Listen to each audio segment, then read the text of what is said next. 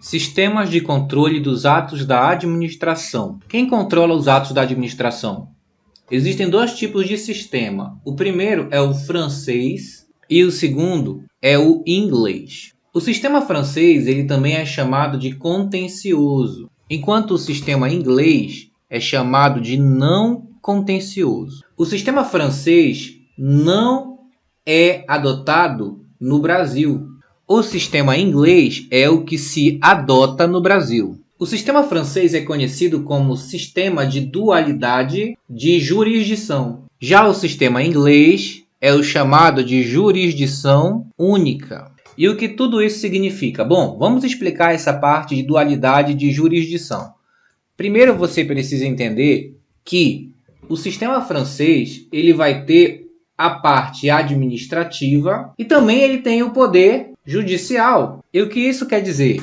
Quer dizer que no sistema francês, o poder administrativo, a função administrativa, ela gera coisa julgada. Assim como o judiciário também gera coisa julgada. O que significa?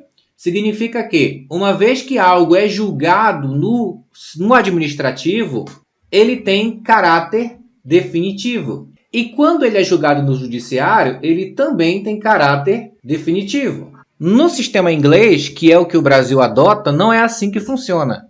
É jurisdição única, ou seja, o único que tem caráter definitivo é o judiciário. O que significa que qualquer ato do poder administrativo pode ser revisado pelo judiciário. Diferente do sistema francês, onde os atos do administrativo não são revisados pelo judiciário, porque cada um tem sua jurisdição, enquanto aqui apenas o judiciário tem a sua jurisdição. O que nós chamamos de princípio da inafastabilidade, que a gente fala em outro vídeo, que basicamente significa que se alguém tem seu direito ferido ou ameaçado e a pessoa que se sentiu ferida quiser, digamos assim, reclamar, interpor uma ação, o judiciário é obrigado a apreciar esta ação. Então, se alguém lá dentro do administrativo sofreu um julgamento, uma sanção, uma punição, uma exoneração e acha que seu direito foi ferido, ele pode recorrer ao judiciário para tentar reverter a situação.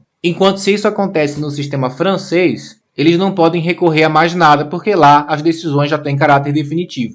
Agora tem um ponto interessante a comentar, é que em alguns casos, mais especificamente 5 casos, antes de ir buscar seus direitos na justiça, é preciso tomar algumas atitudes. Como, por exemplo, na justiça desportiva, que precisa primeiro esgotar os recursos aqui para depois recorrer para o judiciário. Habeas data, que só pode recorrer ao judiciário se for negado ou omitido. Ato ou omissão à súmula vinculante. Concessão de benefício do INSS. Não tem como reclamar sem dar início ao processo no INSS. Depois disso, em qualquer fase, pode reclamar. E também um recurso suspensivo. Ou seja, antes de ir para o judiciário, esses são os 5 casos que você primeiro tem que fazer alguma coisa aqui para depois reclamar seus direitos. E sobre esse assunto, esses são os pontos principais que caem em concurso.